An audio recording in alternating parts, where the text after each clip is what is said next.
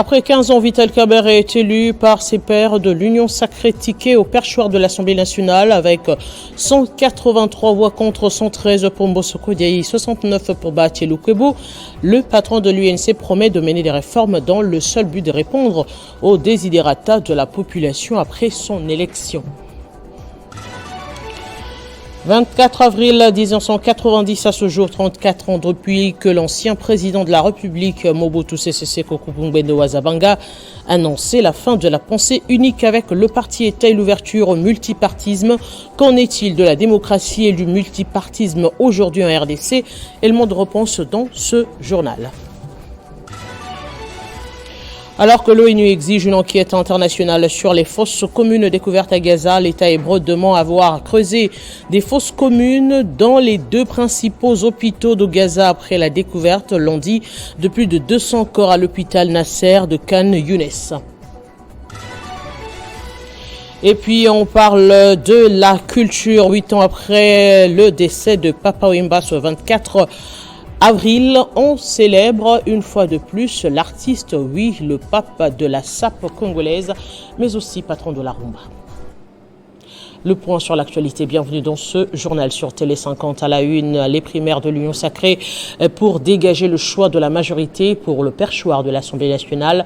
Le dénouement des élections a vu Vital Kamerhe désigné candidat pour la présidence de l'Assemblée nationale. Après une compétition serrée avec Christophe Mbosso Kodiaye et Modeste Bahati, tous membres du présidium de l'Union Sacrée s'imposent comme le choix de Félix Tshisekedi avec 183 voix sur le 370 élus de l'Union Sacrée qui ont pris part à ces élections. Sur le 372 députés ayant participé au vote, Vital Kamerhe l'a emporté largement avec 183 voix, soit près de la majorité absolue. Ses principaux adversaires Christophe Mbosso Kodiaye et Bati Lukwebo totalisent respectivement 113 et 69 suffrages seulement. En conséquence, est investi candidat de la majorité présidentielle au poste du président de l'Assemblée nationale pour les comptes de l'Union Sacrée, l'honorable Vital Kamerhe. Ancien directeur de cabinet du président Félix Tshisekedi et figure emblématique de l'Union Sacrée pour la nation, Vital Kamerhe partait favori grâce à sa stature et son expérience politique. Son programme en faveur du renforcement du rôle du Parlement et d'un apaisement des débats a assurément séduit. Je n'avais jamais demandé d'être candidat président de l'Assemblée nationale. J'étais en réalité le choix du président de la République depuis plus de 2 mois. Les autres sont venus exprimer leur desiderata. Après 15 ans exactement, et vous pouvez compter sur moi puisqu'en peu de temps déjà, en 2 ans et 3 mois, j'avais fait beaucoup de réformes. Et là, j'en ai beaucoup dans ma tête, déjà en préparation. Si le gouvernement est en retard, moi, je vais les faire sous forme de propositions, de loi, et on avance parce qu'il y a des possibilités. Non, moi, je voudrais réhabiliter l'Assemblée nationale, que les gens respectent l'Assemblée nationale, puisque les institutions de la République sont connues et bien listées dans la Constitution. Il y a le président de la République, qui est la première institution. Il y a l'Assemblée nationale, qui est la deuxième institution. Il y a le Sénat, qui est la troisième institution. Il y a le gouvernement, qui est la quatrième institution. Et les cours et tribunaux, cinquième institution. Et une autre institution dont on ne parle pas assez, mais que vous connaissez, c'est les médias. Sa désignation comme candidat officiel de la coalition au pouvoir à ces postes clés offre à Vital Kamerhe une exposition accrue. Cela consolide également sa place d'influence au sein de l'Union Sacrée alors que des remaniements ministériels sont évoqués. Reste désormais à Vital Kamerhe à convaincre une majorité des députés lors du vote d'investiture à l'Assemblée nationale prévu dans les prochains jours pour accéder effectivement à la direction de la Chambre basse du Parlement. Et les députés de l'Union Sacrée qui ont pris part aux élections de primaire pour la désignation du président de l'Assemblée nationale se sont exprimés au micro de Damien et Jean-David Kilolo et disent ce qu'ils attendent du nouveau leadership de Vital Kamerhe. Parce que le chef de l'État, le président de la République, Félix-Antoine Tshisekedi Tshilombo, prêche tout le temps la démocratie. Et il a prouvé aujourd'hui dans sa propre famille comme c'est un poste important pour le pays. Il y a des primaires qui ont été organisées et à l'issue de ces primaires, nous avions 3 candidats. C'est une personne expérimentée. Le président Vital Kamerhe a déjà été président de l'Assemblée nationale. Il va travailler pour l'intérêt de la population. Pour moi, une deuxième satisfaction, c'est qu'il est de l'Est. Il est de l'Est, moi je suis également de l'Est. Donc je suis très satisfait parce que les institutions, du moins les grandes institutions pour le moment, on tient compte également de la géopolitique et Vital Kamerhe étant de l'Est, ça rassure aussi nous de l'Est en quelque sorte. Donc voilà, nous sommes très satisfaits de cette élection qui vient de se passer aujourd'hui. Moi je félicite les membres de l'Union sacrée, en commençant par le chef de l'État et tous nos 3 grands leaders qui ont accepté de compétir. Je crois que le primaire doit être maintenant inscrit, peut-être même il faut en faire une loi déjà, qu'on doit faire des primaires pour donner la chance à tout le monde, pour éviter à ce qu'on considère aujourd'hui, ce qu'on apprête aux leaders, aux autorités morales, en pensant qu'ils ne sont pas des démocrates. Il faut donner la chance à tout le monde de compétir. Et c'est avec les primaires, les préliminaires, qui va essayer d'améliorer notre vie politique en RDC. Je crois que, étant donné que Vital Kamerhe est aujourd'hui président de l'Assemblée nationale, natif de cette région, je crois qu'il sera attentionné par la question sécuritaire qui sera sa priorité de priorité.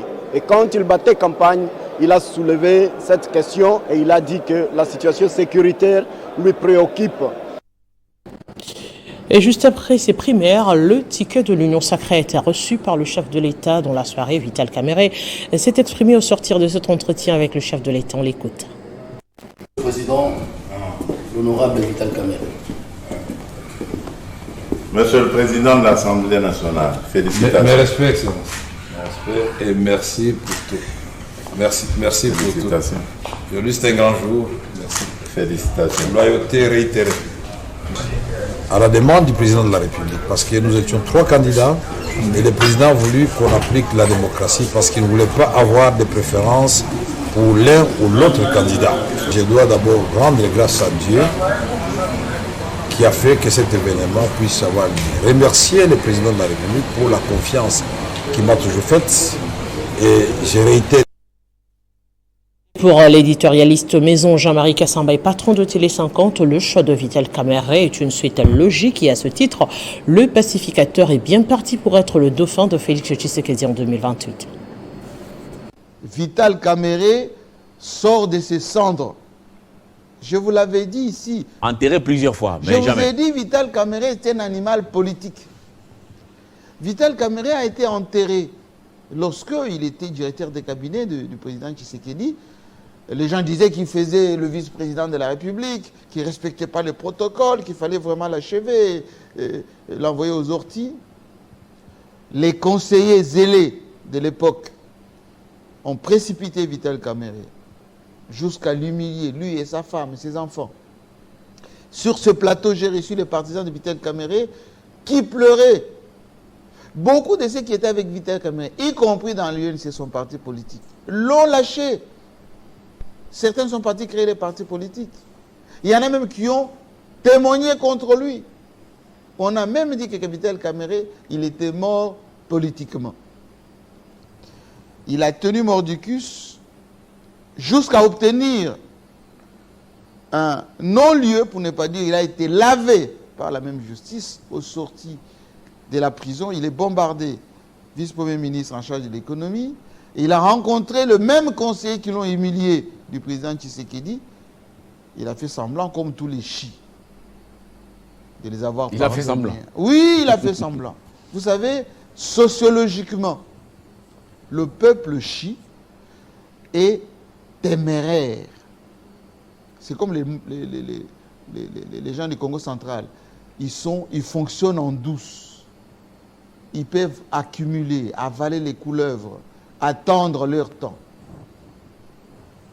Et comme dit l'adage, la vengeance est un plat qui se mange froid, ils attendent le peuple chi. Les femmes chi sont douces, soumises, etc. Les hommes chi sont quelquefois un peu polygames. Mais en réalité, ce sont des gens qui sont téméraires. Et Vital Kamerhe, il sait attendre son temps. Agression de la République démocratique du Congo par le Rwanda, le président français appelle à la reprise des discussions au plus haut niveau entre Paul Kagame et Félix Tshisekedi, selon un communiqué de l'Élysée.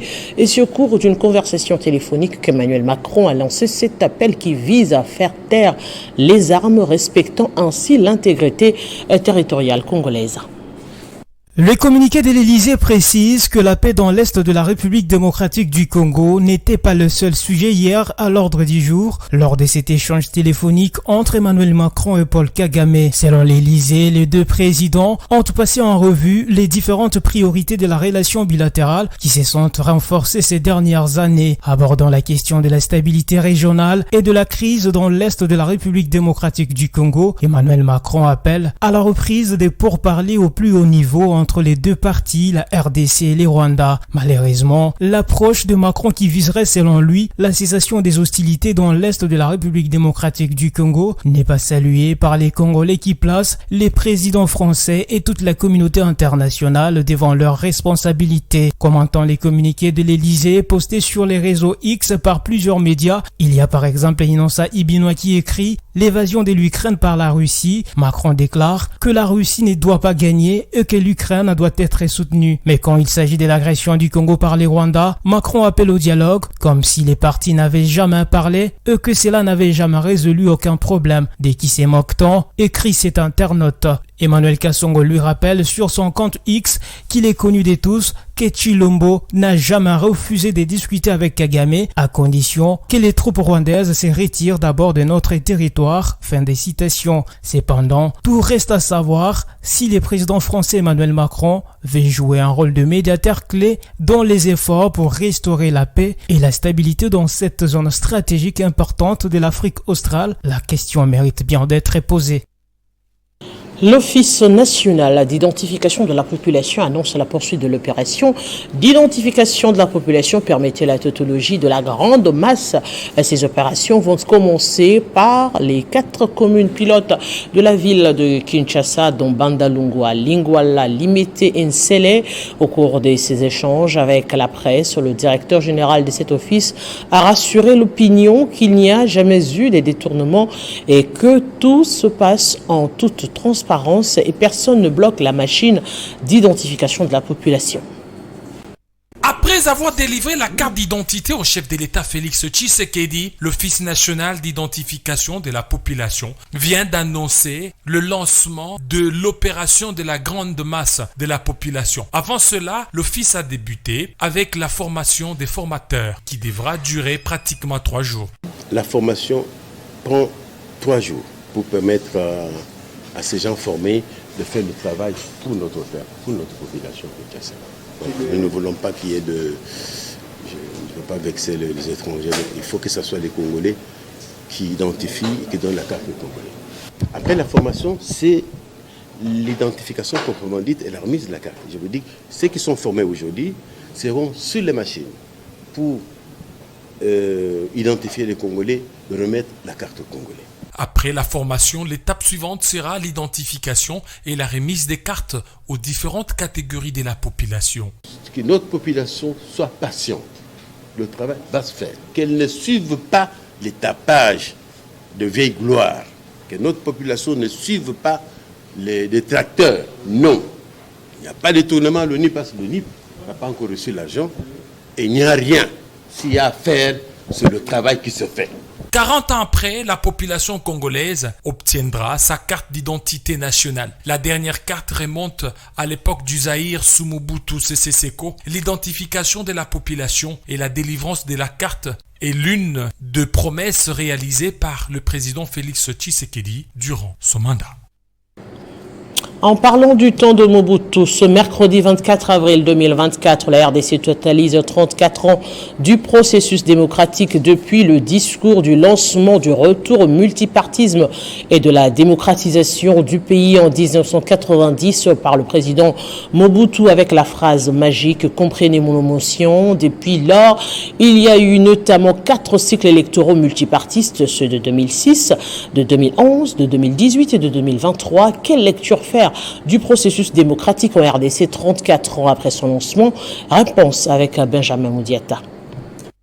C'était devant de ministres, magistrats, généraux et parlementaires que le président Mobutu Sese Seko, vêtu d'un uniforme noir de maréchal, décide enfin de tenter l'expérience du pluralisme politique dont les Zaïre de l'époque, aujourd'hui République démocratique du Congo, les fonds de son message, principe de la liberté pour chaque citoyen d'adhérer à la formation politique de son choix. Ainsi sortait sa phrase magique « Comprenez mon émotion » devant des cadres du parti unique, le MPR, plein d'émotions, larmes aux yeux, c'était la fin du monopartisme après 25 ans de dictature.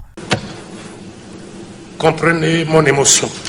Mobutu, qui en son temps pensait à un multipartisme démocratique et constructif, 34 ans plus tard, la République démocratique du Congo compte en son sein plus de 1000 partis politiques.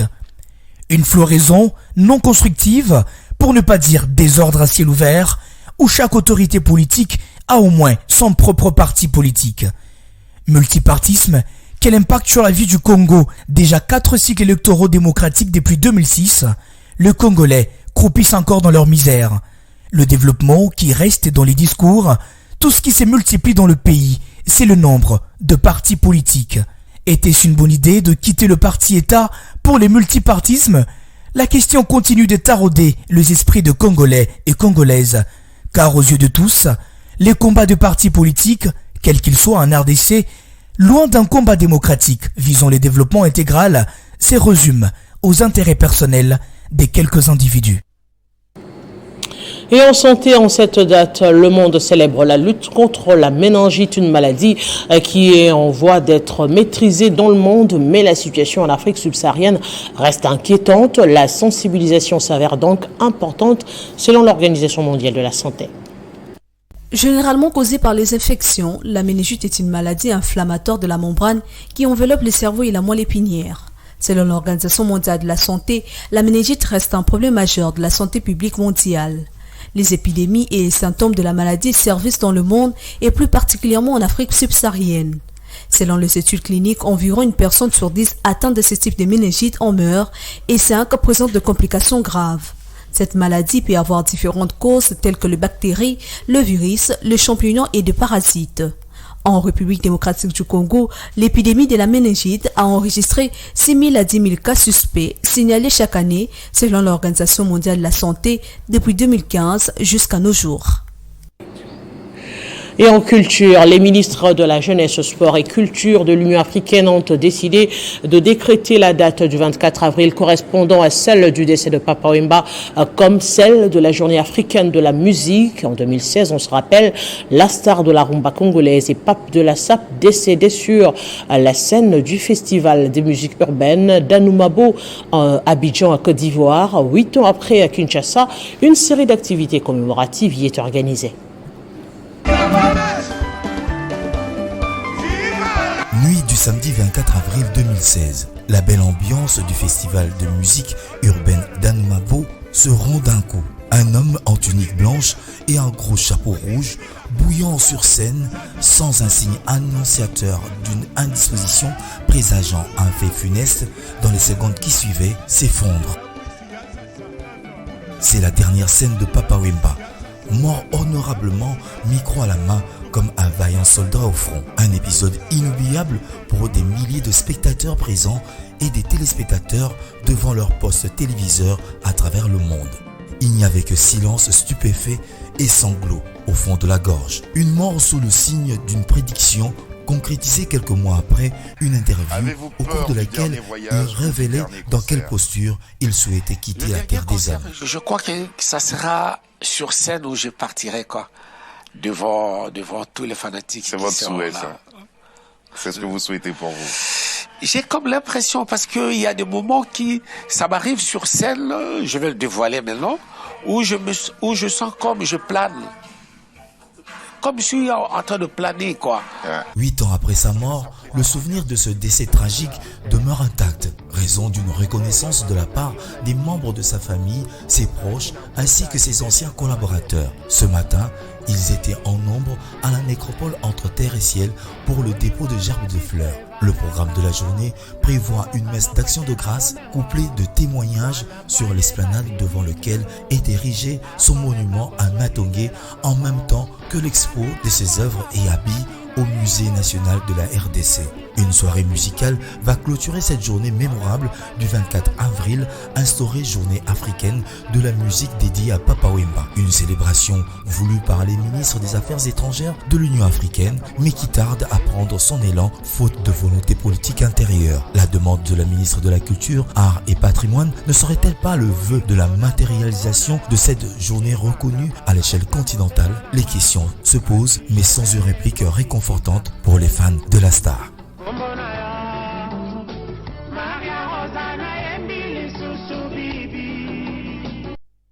Allez, on va se diriger au Lualaba, au territoire de Lubudi. Les créateurs artisanaux dénoncent l'occupation illégale d'un site minier au village Kisankala par des sujets libanais soutenus par des Chinois. Ces créateurs, majoritairement jeunes, lancent un cri d'alarme à l'autorité compétente pour être rétablis dans leurs droits.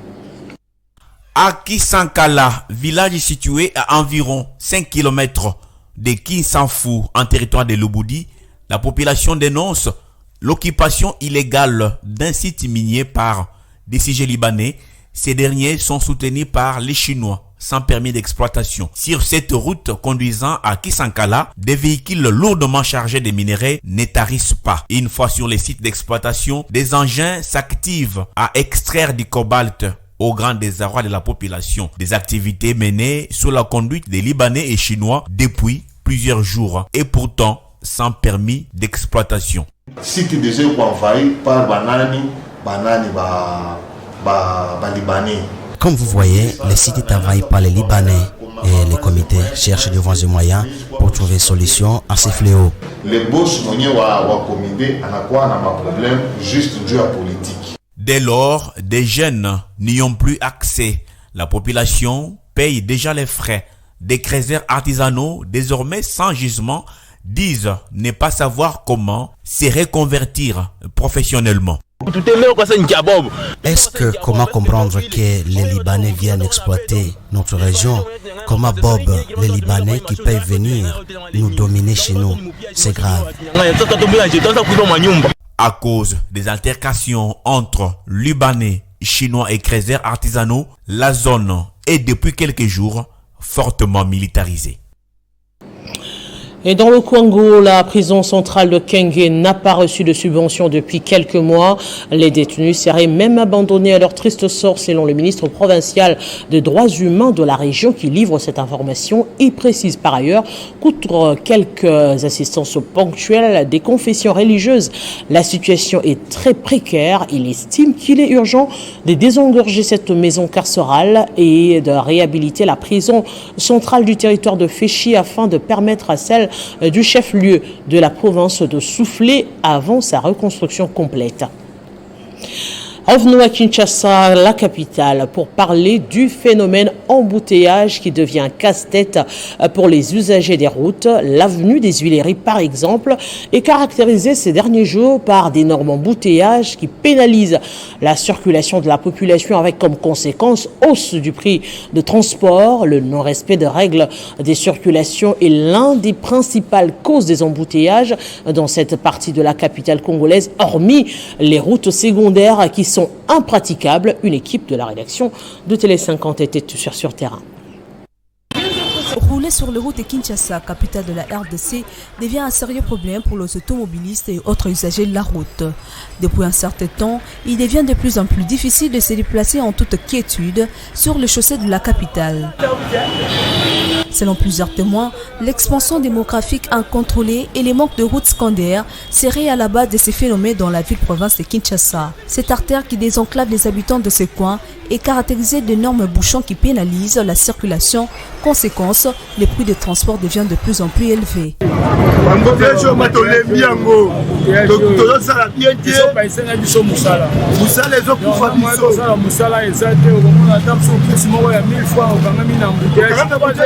D'autres sources révèlent que les embouteillages à Kinshasa sont causés par le manque de respect des règles de circulation, y compris les stationnements illégaux, contribuent à la congestion du trafic.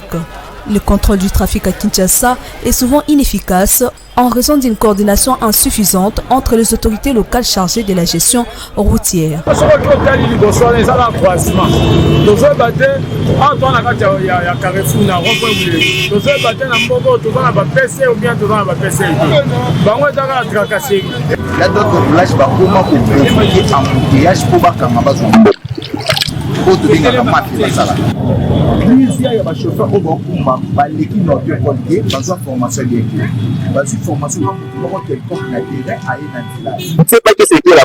Pour mettre fin aux embouteillages à Kinshasa, plusieurs pistes de solutions sont envisageables, notamment investir dans les infrastructures routières, investir dans des systèmes de transport en commun efficaces tels que le bus rapide, le transport ferroviaire.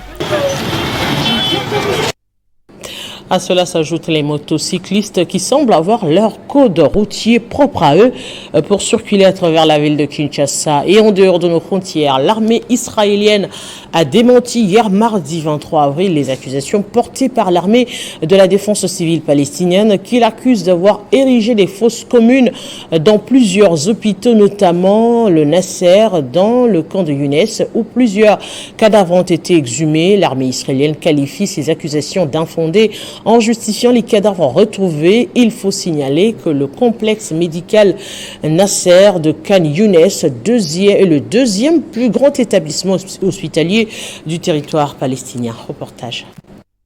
L'armée israélienne a refuté, preuve à l'appui, les accusations palestiniennes selon lesquelles elle aurait enterré des corps palestiniens dans des fosses communes dans un hôpital de la bande de Gaza. Alors qu'un groupe des spécialistes du renseignement ont affirmé la présence d'un cimetière creusé des Palestiniens existant déjà à cet endroit. Un cimetière de fortune a été créé ici pendant le siège de l'hôpital. Lorsque nous sommes revenus ici pour retirer les corps, nous avons été surpris par leur nombre, beaucoup plus important que celui que nous avions noté. Et c'est une différence très grande. Cela indique qu'il y a eu des crimes, un massacre commis à l'intérieur des murs de l'hôpital Nasser. Selon l'armée israélienne, elle aurait exhumé et réanimé des corps dans le cadre de la recherche et de la localisation des otages. Elle poursuit en affirmant que lors de leur opération dans la zone de l'hôpital Nasser à Khan Younes, elle aurait procédé avec prudence à l'examen de corps enterrés par des Palestiniens uniquement, là où des informations ont laissé entendre la possible présence d'otages ou des personnes disparues, et assure avoir préservé la dignité des défunts et a rétabli les corps examinés à leur emplacement initial, car ils ne correspondaient pas à ceux des otages recherchés. Faisons un rappel des principaux titres. Après 15 ans, Vital Kamerhe est élu par ses pairs de l'Union sacrée ticket au perchoir de l'Assemblée nationale avec 183 voix contre 113 pour Mbosso Kodia et 69 pour Bahati Lukebo. Le patron de l'UNC promet de mener des réformes dans le seul but de répondre aux desiderata de la population après son élection. 24 avril 1990, à ce jour, 34 ans depuis que l'ancien président de la RDC, Mobutu Sese Seko Ngwendo Azabanga, a annoncé la fin de la pensée unique avec le parti-État et l'ouverture au multipartisme. Qu'en est-il de la démocratie et du multipartisme aujourd'hui en RDC? Vous avez eu l'élément de réponse dans ce journal. Alors que l'ONU exige une enquête internationale sur les fosses communes découvertes à Gaza, l'État hébreu dément avoir creusé des fosses communes dans les deux principaux hôpitaux de Gaza après la découverte lundi de plus de 200 corps à l'hôpital Nasser de Khan Younes. Et en culture, ce vendredi, les amoureux de la musique africaine et particulièrement les fans de la star Papa Wemba se souviennent de son décès inopiné le 24 avril 2016 sur la scène du festival de musique urbaine d'Anoumabo à Abidjan, Côte d'Ivoire. À Kinshasa, une série d'activités commémoratives de 8 ans de sa mort y est organisée. Restez avec nous pour la revue de presse.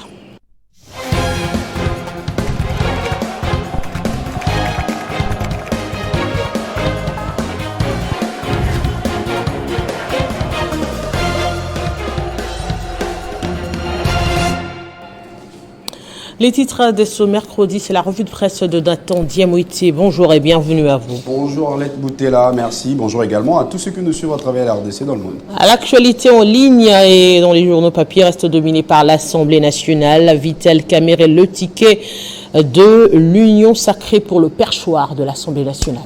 Exactement, Arlette Boutella, naturellement, le retour de Vital Kamerhe au perchoir de l'Assemblée nationale fait la une des tabloïds de journaux parus aujourd'hui. Nous commençons tout d'abord par La Prospérité qui titre Vital Kamerhe vers la reconquête du perchoir de l'Assemblée nationale. Arlette Boutella, ce journal rapporte qu'au terme d'une élection primaire serrée, le président de l'UNC a finalement remporté la victoire devant Mbosso et Bahati sur un total de 372 votants. L'ancien ministre de l'économie nationale a obtenu 183 voix, Christophe Mbosso deuxième avec 113 voix et enfin Bahati obtient en dernière position avec 69 voix. Arlette Boutella, ce journal poursuit, cette victoire vient ouvrir justement un boulevard à Vital Kamerhe pour signer son retour à la tête de la chambre basse du Parlement après une décennie.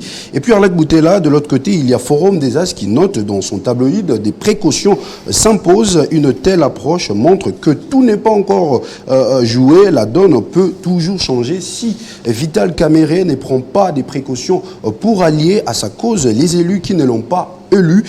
D'après Africa News, l'adresse de Vital Kamerhe a été axée sur la situation d'insécurité dans l'est du pays, réclamant que les débats irrélatifs redeviennent publics. Le prochain speaker a également pris l'engagement de restaurer l'image ternie de l'Assemblée nationale, appelée à redevenir le véritable temple de la démocratie. Et puis enfin, pour Info 27, hier, les décisions politiques majeures étaient dictées par les caprices de l'autorité morale de la majorité présidentielle, mais l'élection primaire symbolise une évolution vers un processus démocratique où les consensus et la volonté des électeurs ont primé sur les décisions arbitraires d'une seule figure autoritaire. Voilà, donc au-delà de 183 qui ont choisi Vital Kamerhe, la bataille sera encore, c'est celui de convaincre tous les élus de l'Union sacrée à voter pour leur ticket Vital Kamerhe pour le perchoir de l'Assemblée nationale. On parle ici d'une citoyenne congolaise qui appelle à la justice pour la spoliation de sa parcelle par un groupe de mafieux.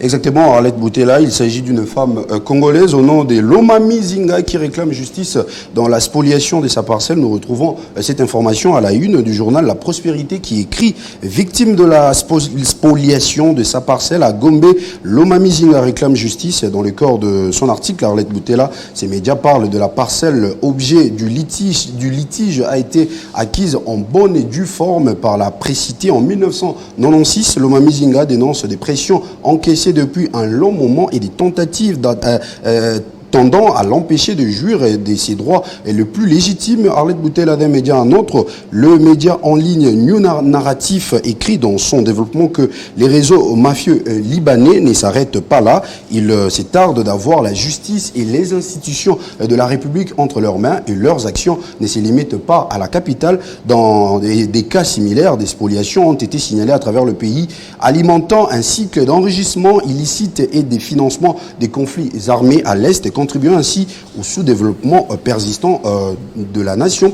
Et pour finir, Top Media Plus qui note à sa une « Terreur cadastrale à Kinshasa, un réseau mafieux spolie une résidence, alerte à la justice ». Ayant constaté un caractère sapide sur les dossiers, l'État congolais et la société civile sont conviés à fourrer leur nez dans cette affaire de spoliation pour passer dans une nouvelle dynamique et lutter contre la corruption foncière en République démocratique du Congo. Et cette situation, on n'est pas la première. Arlette Boutella la date depuis une belle lurette en RDC, disons avant l'avènement du régime en place.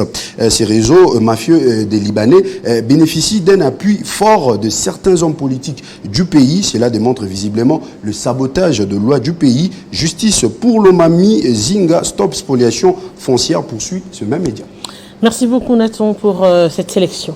C'est moi qui vous remercie. Et nous espérons que la dame sera rétablie dans ses droits, car, vous l'avez dit, ce dossier date de belle lurette. Exactement.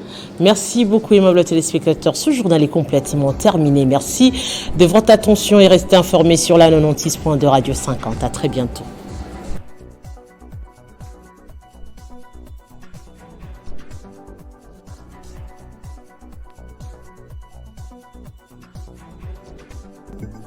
Retrouvez toute l'actualité en continu sur www.tele50.cd.